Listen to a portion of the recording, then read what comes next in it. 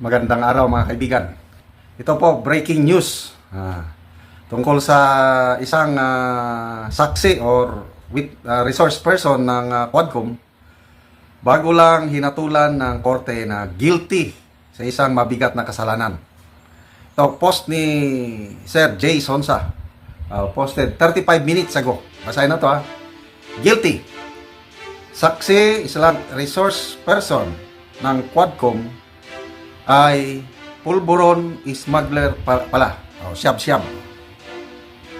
Kenneth Dong, inaanak sa kasal at campaign funder ni Risa Hontiveros kasama.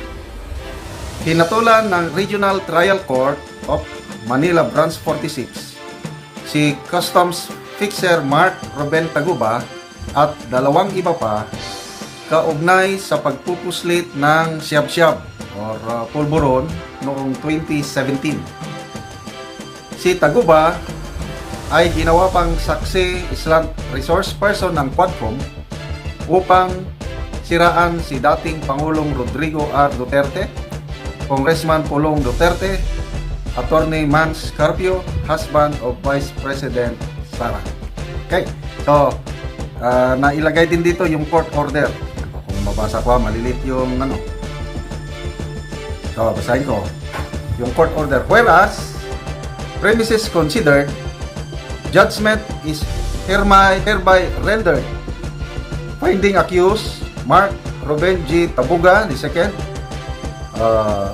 Erlen May Tatad, and Dong Ye Shien, aka Kenneth Dong, guilty beyond reasonable doubt for violation of Section 4 Republic Act number 9185. Yun na, yung batas. And are hereby sentenced to suffer the penalty of life imprisonment. They are likewise directed to pay a fine of 500,000 pesos. The case against yung may na-quit. So ordered, promulgated in open court on November 18, 2024, Manila, Philippines. Bago lang. Kahapon. So, ano ang masasabi niyo mga kaibigan? Trademark po ng Quadcom, ang mga witnesses nila ay ito. Bago lang ito na-convict. Sino yung unang na-convict? Yung si Customs Intelligence Officer Jimmy Guban. Convicted din siya ng smuggling ng siyab-siyab o pulburon. Life imprisonment. Nakakulong ngayon. Yun si Jimmy Guban. So, pangalawa ito ngayon, si Mark Taguba, bago lang na-sentence yan, smuggler din ng siyab-siyab. Grabe. Sino pa yung si Kerwin Espinosa, nakasuhan ako na biglang na-acquit yung mga niya. At alam ng taong bayan kung ano ang record ni Kerwin Espinosa. Ano na yan? Sino pa yung mga yung Colonel Asierto? Although hindi convicted ito, kailang natanggal sa serbisyo. Dismiss. Sino pa? So, ito yung mga testigo nila laban kay PRRT. Puros may mga questionable record. Kaya, ano ngayon?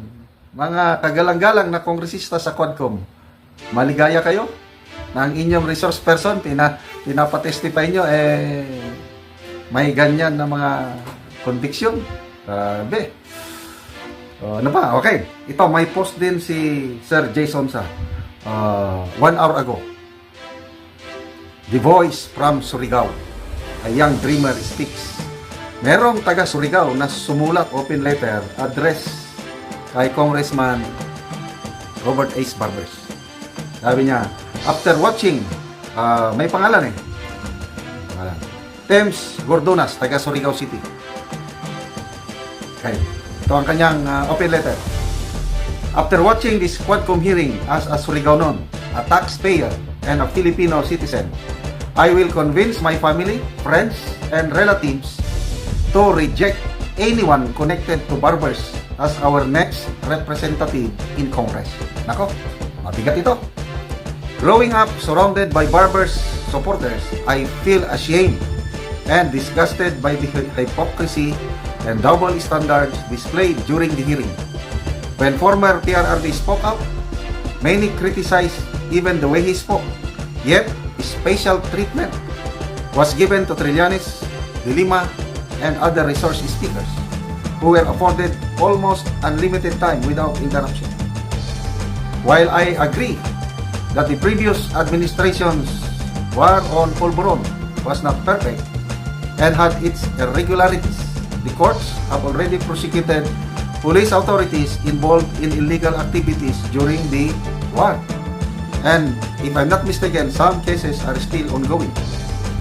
Meanwhile, the majority of Filipinos, especially Surigao-nons, are suffering from high food and grocery prices, employment problems, disgustingly low wages, and even the effects of calamities.